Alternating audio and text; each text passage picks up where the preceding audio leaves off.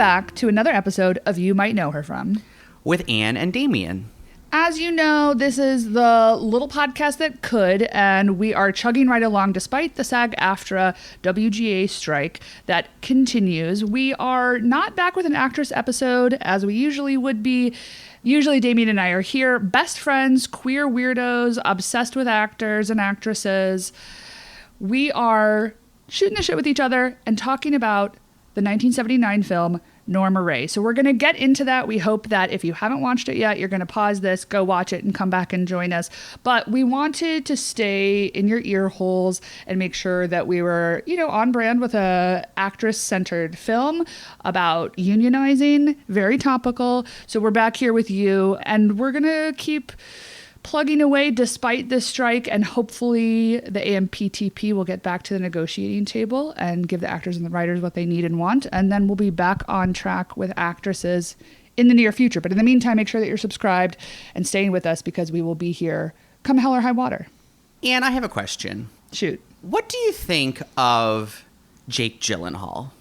Okay, I really do have a lot of opinions. So I would say initially I liked him, when Bubble Boy came out. I feel like that was Bubble Boy was or October Sky. I can't remember.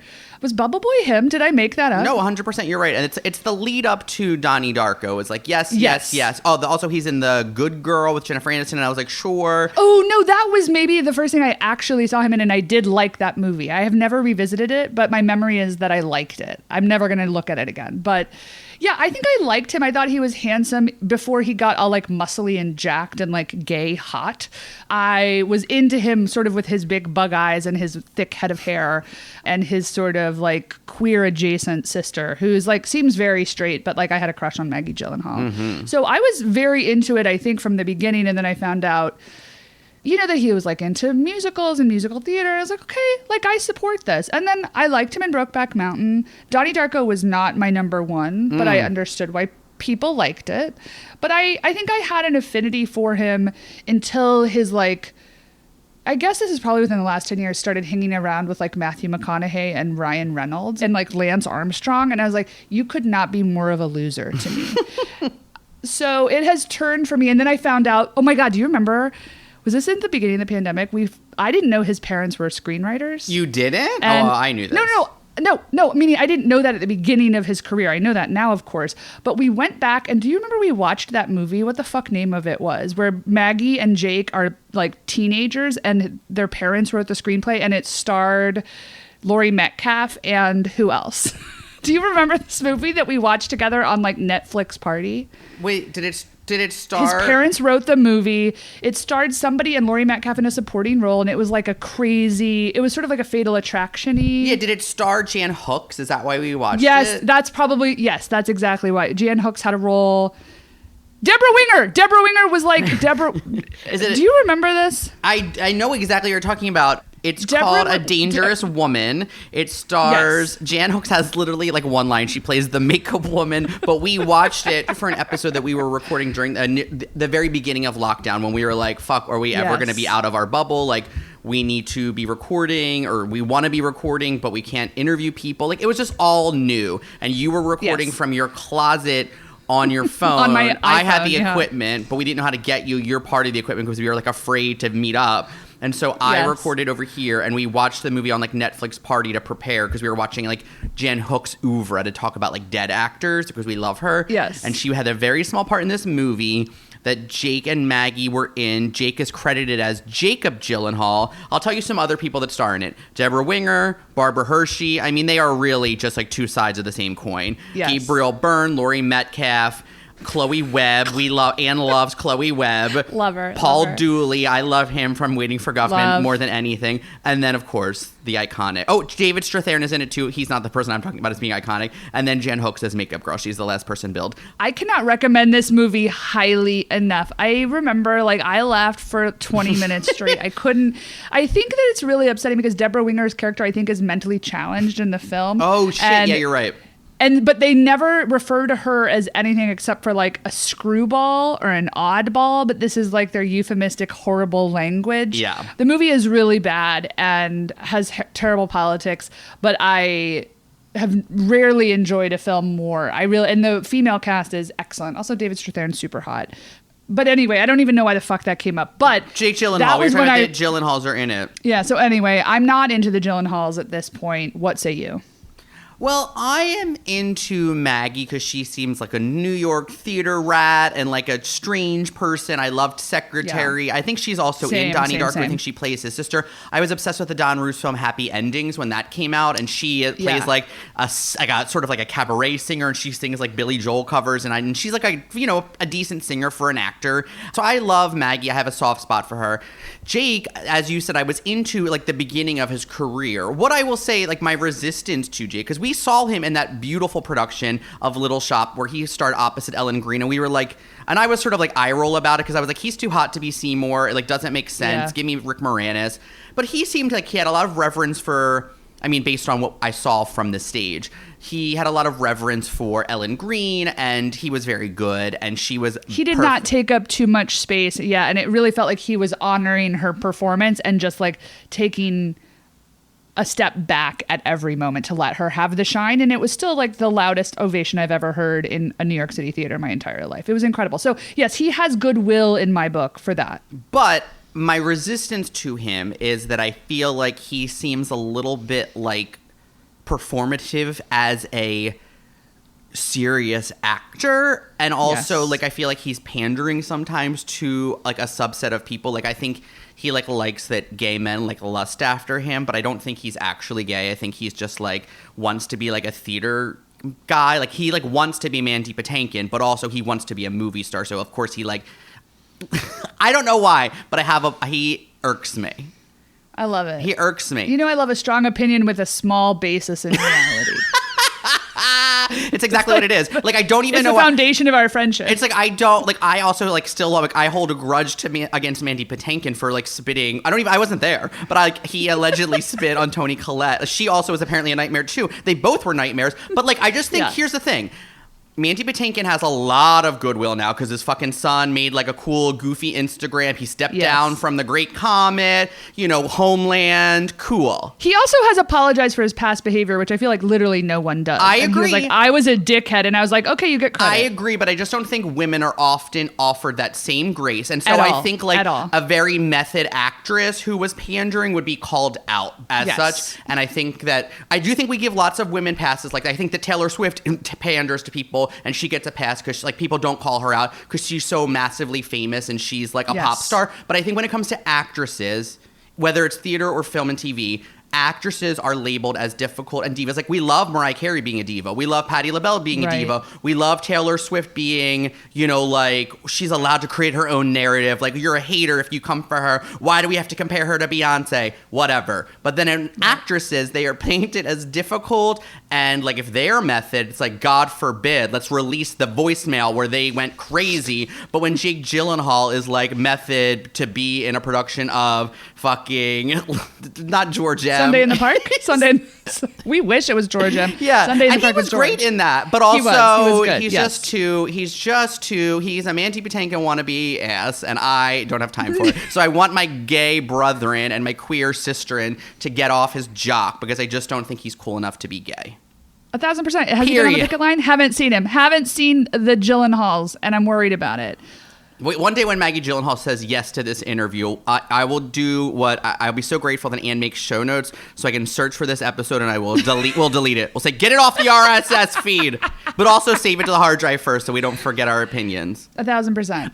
Also, I will walk back my opinion. I didn't say anything bad about Maggie because I think she's cool and weird. I think she's cool and weird too. She was so good on The Deuce. I loved her on The Deuce. And I think that I agree. I think she's very talented, and I root for her. Secretary was like a sexual coming of age for me in a real way. Okay, I'm sorry to interrupt, but this just in. Drew Barrymore has just posted on Twitter that she is pausing her show. She has listened to the critique, and she understands, and she apologizes, and she is pausing her show's premiere until the strike is over. And I just want to say, I know nothing about what's going on behind the scenes at the Drew Barrymore show, but I assume that there are a lot of executives that are in her ear telling her to like go get on with the show. People need to keep their jobs. Of course, apparently doesn't include writers. Right. So I don't envy her position, but also, what the fuck? She's like a billionaire movie star. So I'm so glad that she's come to her senses. And and decided this. Like, it is just such crazy scab behavior from a massively famous person. This is not an up-and-coming writer who's a waiter who's trying to get a job and they're going to write on, like, Joan Rivers' fashion show and they're, like, scared that they're going to be blacklisted from the union. This is a megawatt movie star who has a lot of autonomy, I'm sure, when it comes to her show. And like I said, I'm sure that there are powers that be that are breathing down her neck, but also, like, then quit the show. You know what I mean? Like, I'm so glad that she has done this. Kudos to her. Hopefully she listened to Rosie O'Donnell. Rosie had actually a very simple, thoughtful post. I appreciated it. I feel surprised by Drew Barrymore because I felt like she kind of got it and she seemed like she really didn't in that initial post. And then that apology, that 4-minute apology video was so insane and out of touch, comparing the like timeline of the pandemic when we were all, you know, scared for our lives and everybody needing levity and joy and something on TV to this moment, as if like anybody needs this show right now. And there's a huge labor movement happening that you could literally have just stood up for and it would have made a huge difference. Someone of your stature with your power and your legacy in this industry stepping forward and saying, I absolutely won't do this. I join the writers and the actors on the picket line. It's just shocking to me. So thank God, yes, she did step it back. However, the one thing missing from that statement is I stand strong with my union. And that is disappointing. She didn't say anything about WGA. She didn't say anything about SAG.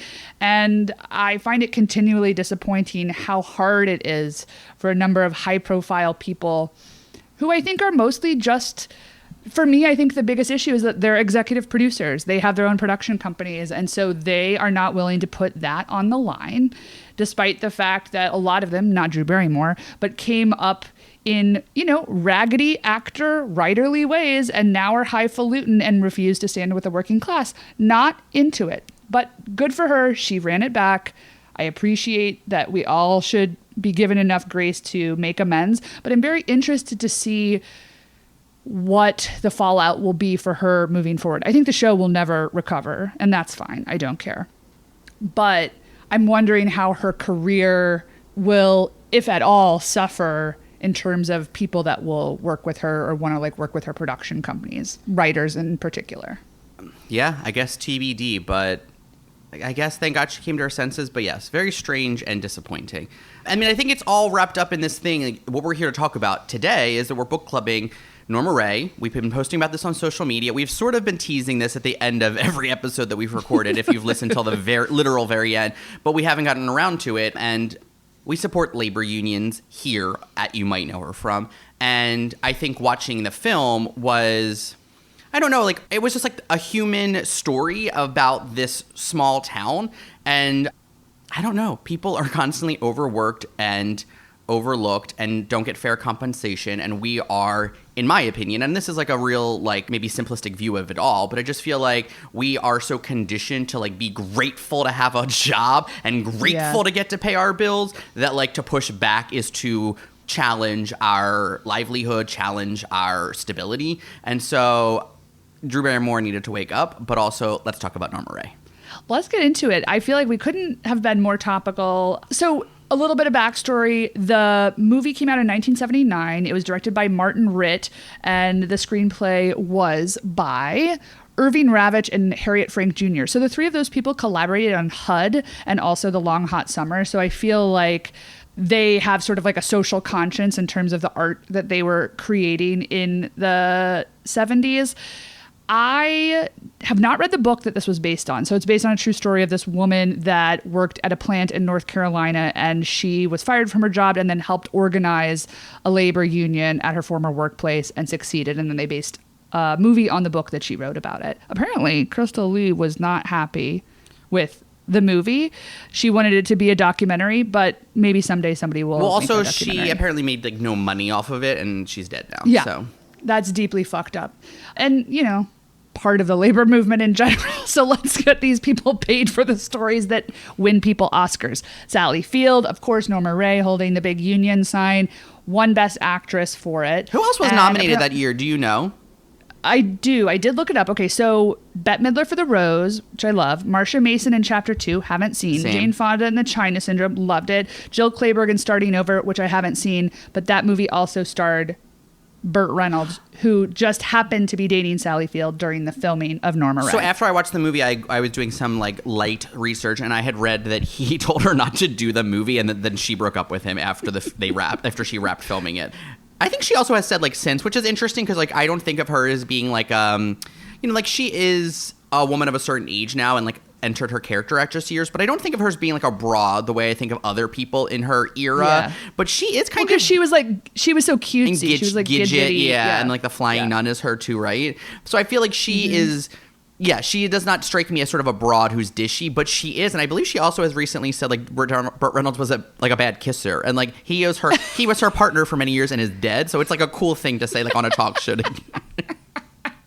I know. I think I didn't know that either, and I actually have her autobiography, and it's on my shelf, but I haven't read it. So this has actually inspired me. I think that will be my next read because I love Sally Field and Soap Dish. I mean, growing up, I was a Steel Magnolias, Mrs. Doubtfire, Soap Dish kind of family, but I didn't grow up with Norma Rae. I did see it a couple of years ago, but I needed to revisit it to sort of revel in the glory. And to me, it's interesting.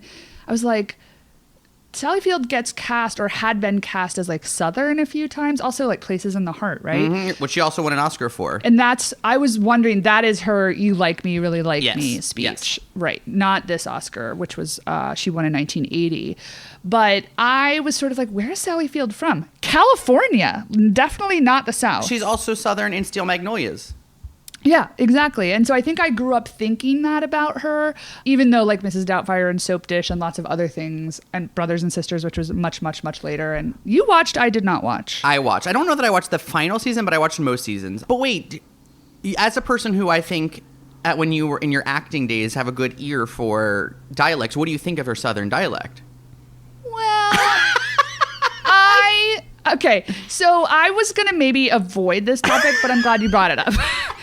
Okay, here's the thing. I don't think it's bad. I think it's actually pretty consistent. I'm not from North Carolina, which is where the film is set. I'm not from North Carolina, but I do have people in my life from North Carolina. And to me, it feels like a non-specific North Carolina accent. It does not sound to me like the people that I know from that region. That's good, maybe, though, honestly, to just keep it generically from the area rather than try and get too granular. And again, to me, because they filmed on location, and apparently the hotel where she goes to have like a few rendezvous still exists. It's called the Golden Cherry, and I was love to make it's in Alabama, which is where the movie was filmed. And I was very into the fact like you could tell that the movie was filmed on location, and I don't know how many people were local extras, but to me the accents in general sounded more consistent and less embarrassing than many films from like the 90s and 2000s where I feel like you just get people trying to do an Oscar film where they're putting on a heavy Southern accent, but it's super non-specific. But I didn't think it was bad. I just didn't think it was specific to North Carolina. But I believed her, and I remembered all of the things that I love about Sally Field. She's such an interesting mix of things because what you were saying, like she's got that sort of ingenue charm, but the movie is super sweaty and obviously working class. So many of the scenes take place in a real like mill, like a cotton mill, I think, a textile factory. So it's super loud and sweaty and greasy. She has this sort of gritty pluck that rises above everything, which is, I think, how she's so often cast. I was very impressed with her. Accent work aside, I didn't think it was bad. Well, do you remember when... Sorry, I know this is a bit of a tangent, but I feel like it's appropriate for this show. But when Kathy Bates was like on at a season of American Horror Story and she was doing an accent like this, and people were like, what the fuck? And she was like, it is a Maryland accent that I researched and worked with a dialect coach, and it's like from this very specific part of Maryland that's not Baltimore, but like... And everyone was like, okay. And it's like, yeah, maybe better to just keep it generic to the area, Yes, that's a great point. I do love Kathy Bates for going whole hog on that. But yeah, no, I thought she was super charming. And when we brought Norma Rae up a couple episodes back, my memory of it was of Ron Leibman, who that was the first thing I had seen him in, I think, on film that I knew about. And I was so taken with Ron Leibman in this. I'm so horny for him.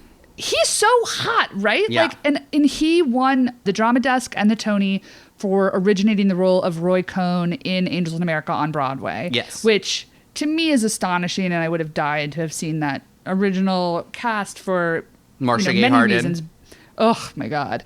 But I was so taken with him in this, and I feel like it's a real fish out of water. But I thought the script played it pretty well. He's obviously a New York Jewish man, labor organizer coming into the Deep South and trying to unionize this factory. But it was so funny. I feel like the script has all of these sort of little flags where like he mentions seltzer and the Y and the Met and Chinese food. It's like, in case you didn't know this character is Jewish, these are the things that we're flagging.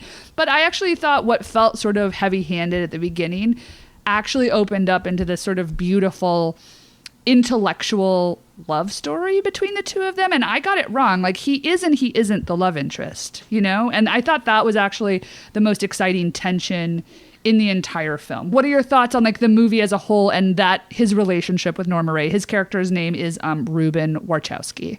I love that he was like so aggressively Jewish, and I was like, oh, he's a Northeast Jew down in North Carolina trying to, you know, unionize the mill workers. But what did I think of the relationship between he and Norma Rae? I liked that it sort of teetered on the line of maybe being like a romantic love interest, but that it didn't feel like it needed to create that story, which, because I don't think that was the real story, it didn't feel like it needed to create that to like, I feel like now that's what the movie would be. It would be like, oh, it would be like totally. The end would be them getting together, because I did say, I if you haven't watched, this is a spoiler a bit, but at the end when Beau Bridges, who I thought also, I was like, I thought it was John Ritter at first. Then I was like, oh, that's Beau Bridges, because I saw his name. That hair, he has like the John Ritter part. I was like, oh, he's like more handsome and a better actor than like my brain remembers, like thinks of as the Beau Bridges. But when he's like, oh, you chose to like have Ron Leibman pick you up from jail or prison. No.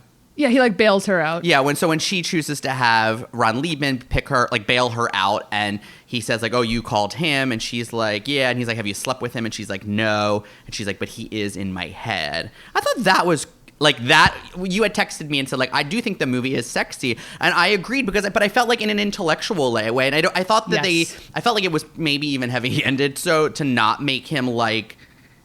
To not make the town people stupid, and to not make him like a savior, but that he was like a person who was coming in to give them information. And there's like even a line where he says to one of the fucking bosses, like, your workers are not as stupid as you think, like, but you need to give them the information because they are tired.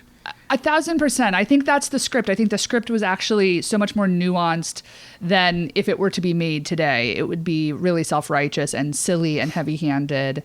And I thought they danced that line really well. And I agree, like, there were every moment that you thought Beau Bridges was just going to be like the hick, horny husband that was potentially abusive, it turned. And it became something different where they were mutually beneficial for each other inside this life they were living. And he didn't fulfill everything for her and vice versa.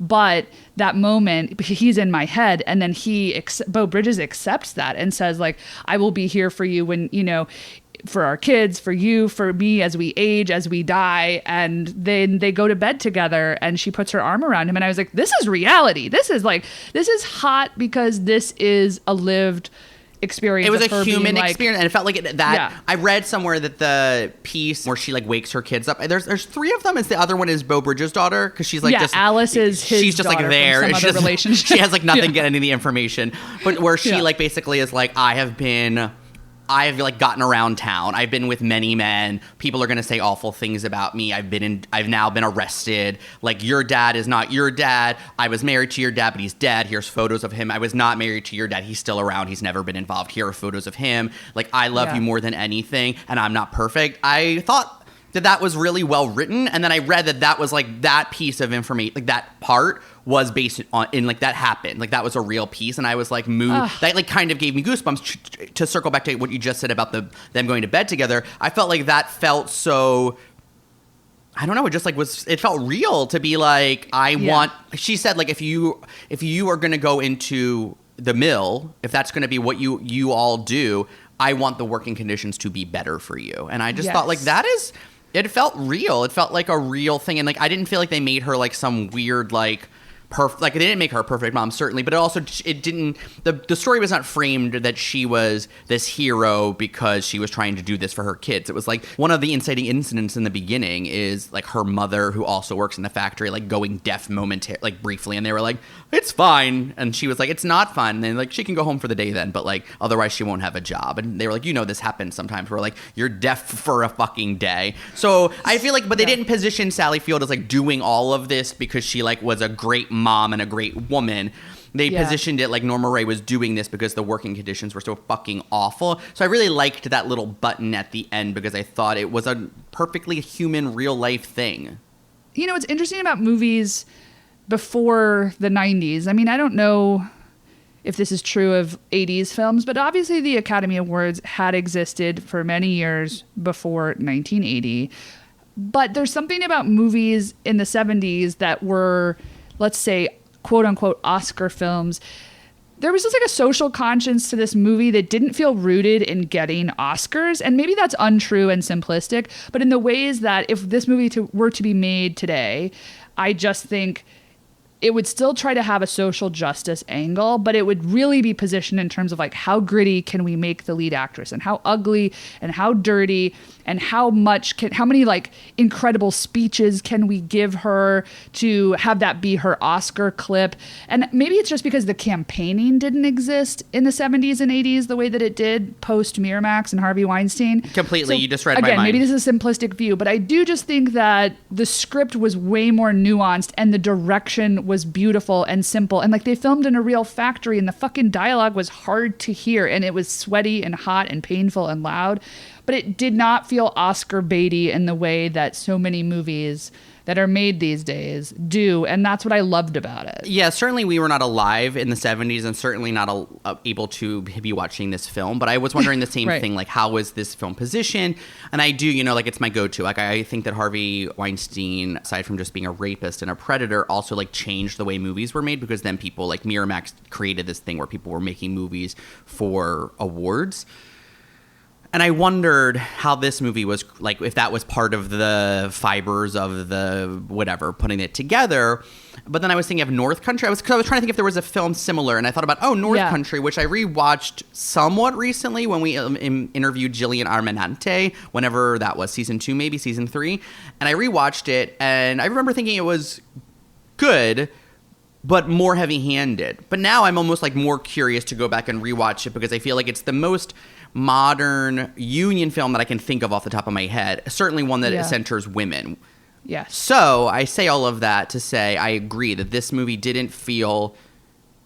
I felt like if my biggest critique would be, which is maybe, like, it's a little boring. It's a little, like, slow, but it just feels like a slice of human life of this is a story that happened and the stakes are high, but it's not a super active film, because it's really about, like, we go to the factory, we see how bad the conditions are, we see Ron Leibman come in and try and, like, combat the leadership. We see him try to convince these folks, specifically Norma Rae, to help institute change. But it's not like there's not like action.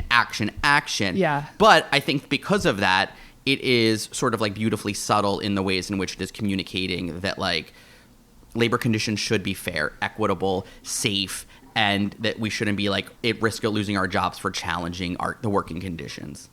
Yes, and I feel like the movie tries to have a conscience about what it is, which is like it's intergenerational. There are young people and very elderly people, black and white people, men and women at the factory. That being said, the black people in the film really don't have any lines. Mm-hmm. And it's there's not a lot of characters that do have lines. I don't know that that's really a credit to it, but of course it does show the ways in which union busting factory owners were trying to like pit black and white workers against each other. And that certainly is played out in the film, even if those black characters are not given really much to do.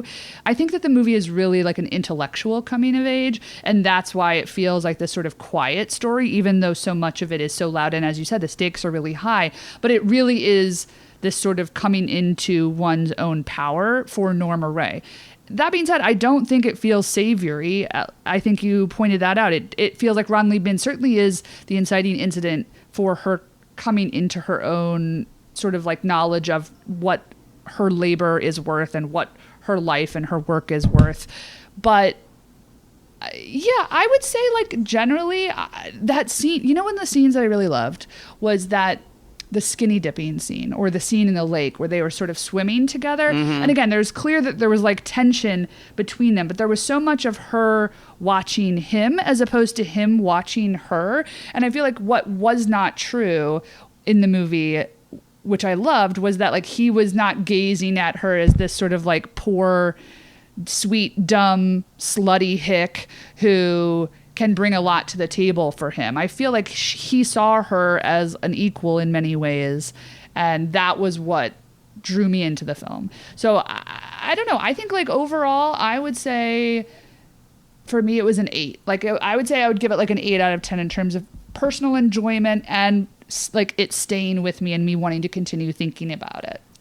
I want to respond to what you said and to say that I think my curiosity is piqued now because I wonder if that sexual tension existed at all or if that was also just an invention for the film. Because, like, of course, like, we're both buying into it. But now I'm like, yeah, like, skinny dipping. Because, like, I was like, oh, yeah, like, that did happen and nothing sexual happens. But, like, there's tension. Yeah. And then I was like, yes. But was any of that real or was that invented for... And I was like, that probably was invented for the film and it got me. Right. It got me, too. And also, I'm wondering, like, did they have to screen test? Because there were so many famous actresses that wanted this role. Apparently, Shirley MacLaine had stated in one of her autobiographies, one of her many, that she wanted the role of Norma Rae. I don't know if she was actually in contention, but according to IMDb, the other actresses that were up for it, Marsha Mason, Jane Fonda, Jill Clayburgh, all of which who were nominated for an Oscar that same season and lost, and Faye Dunaway, all passed on the title role. What a different movie that could have been with all of those women. Of those 4 that I mentioned, Damien, who do you think would be the person you would cast if not Sally Field? Marsha Mason, Jane Fonda, Faye Dunaway, Jill Clayburgh.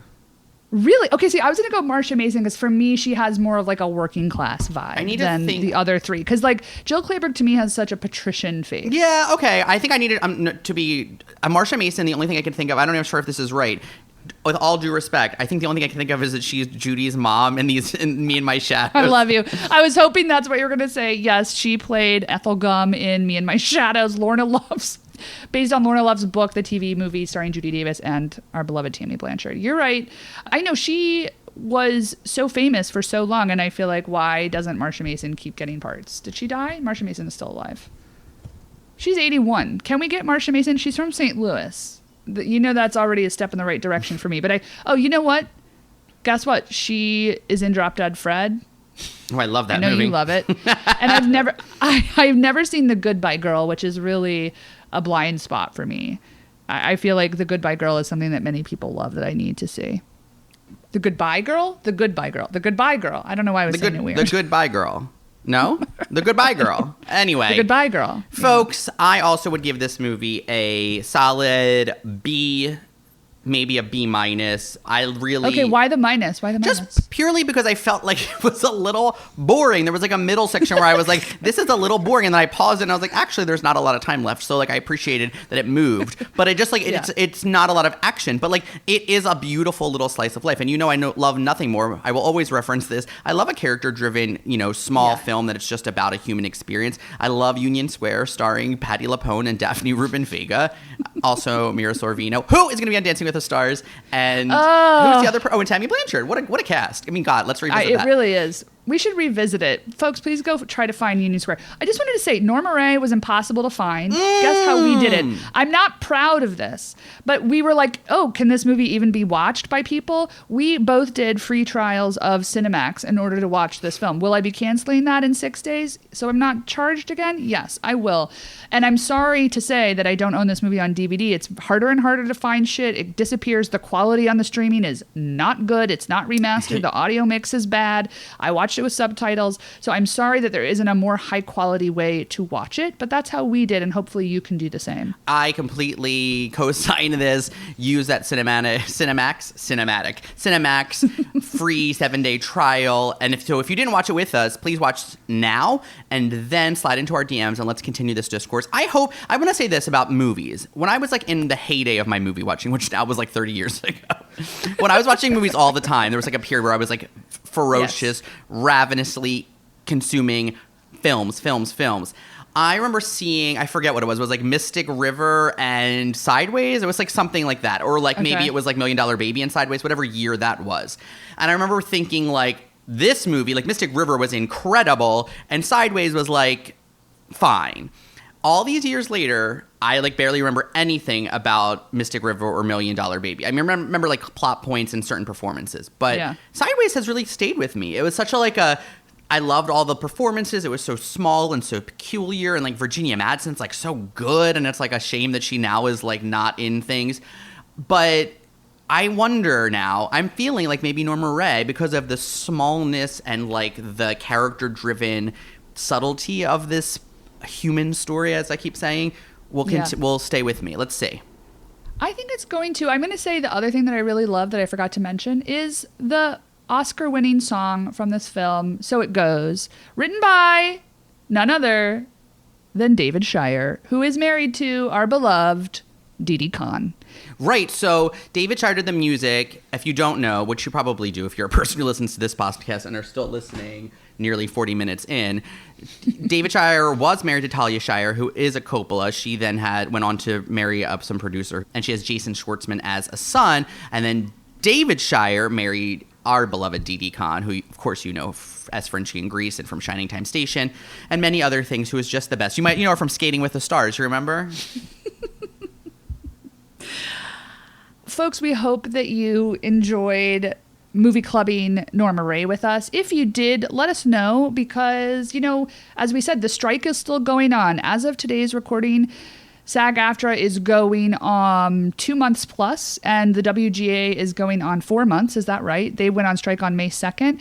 So we are hoping that things get moving for them. We are still union strong here.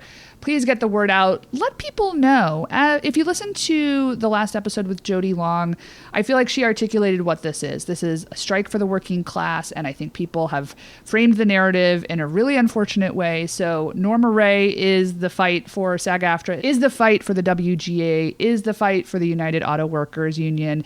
I just feel like we're all in this together. People should be paid more. They should have safe working conditions.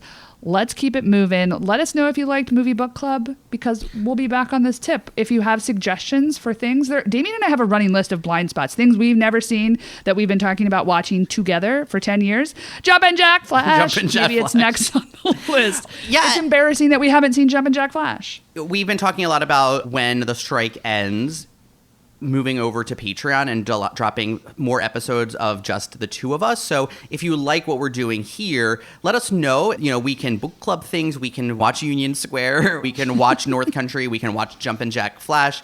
You know, we can just talk shit, and we could answer questions from y'all. You know, we might interview people that are not actors on our Patreon, you know, from time to time. So think about if you would support our Patreon, because we love doing this thing, as you know, and we're always just trying to find ways to expand it and to not necessarily put money in our pockets, but to be able to like put money back into it so we can keep doing it more frequently. Remember we were here weekly, folks, and then it was like, oh my God, we both started new day jobs, and that became very difficult. So we want to find ways to keep doing it. It's just like, it's schedule, it's time, it's money, and you know that. And we're talking about labor unions and labor rights. So think about, would you support a Patreon, and what would you want it to look like? We are so open to feedback. I'm not going to say criticism, but we're open to feedback of what you would want that to look like. So please keep that dialogue going. DM us, whether it's on Instagram, Twitter, whatever. You can find me at Damian Bellino on all of the things. You can find my co-host over here at Rodemanne. That's RODEMANNE. And then you can find the show Instagram and TikTok at You Might Know Her From, where we're posting all sort of like behind the scenes tea and photos and clips from interviews and all good stuff. So find us there, get plugged in, and start this dialogue. Hallelujah, Damien. For those of you that don't know, You Might Know Her From is produced by us, Ann Rodemanne and Damian Bellino, independently. So thank you for joining us here each and every episode. We want to thank our consultants at Grumpy Entertainment. That is, as always, Jason Jude Hill and Daniel Sears, and every little minutia of edit that you hear on these episodes is courtesy of Daniel Sears. Thank you so much, Daniel. We also want to thank Gang. All that music you hear underscoring each and every episode of You Might Know Her From is by Gang. You can listen and stream Gang's music wherever you get your tunes. Also, I was telling Damien before we started recording about this great video of Shirley MacLaine saying that she bought a house because a dancer died at the top of the stairs, and that's what she sensed as she walked into the space. I'm going to link out that clip on the show notes. Like Damien said, I archive each and everything that we discuss in this show so that we can easily re-reference it 3, 4, 17 years from now. I'm going to put that incredible clip of Shirley MacLaine, who did not star as Norma Rae in Norma Rae, in the show notes. What a drag. Go find them. Okay, so one of the most thrilling things about Norma Rae that I forgot that we haven't even mentioned here was I was watching this one scene where Norma Rae walks into the factory and she sees this woman who has like these very like iconic, like large, almost Michelle Pfeiffer-y eyes. And I was like, who is that? I know her. And then I was like, is it Ellen Burstyn? And then I was like, it's either Ellen Burstyn or Grace Zabriskie. You know Grace Zabriskie. She has one of those like very iconic character actress faces. She was on Big Love on HBO. She's in many projects by David Lynch. So I Googled it, and of course it was Grace Zabriskie, who I believe is still alive, and we have sought after for this show. We're still waiting. No I Love You back yet, but we're waiting. Nobody has a better face than Grace Zabriskie. When she showed up, she doesn't even have any lines in the film. Thank you for remembering, because we had noted it and then we forgot to mention it. When her face comes back later on in the film, again, no lines, just has this incredible moment of like sadness to light when the union comes through. And it is, some faces are just made for film, and Grace Zabriskie has one of those faces. We got to get her.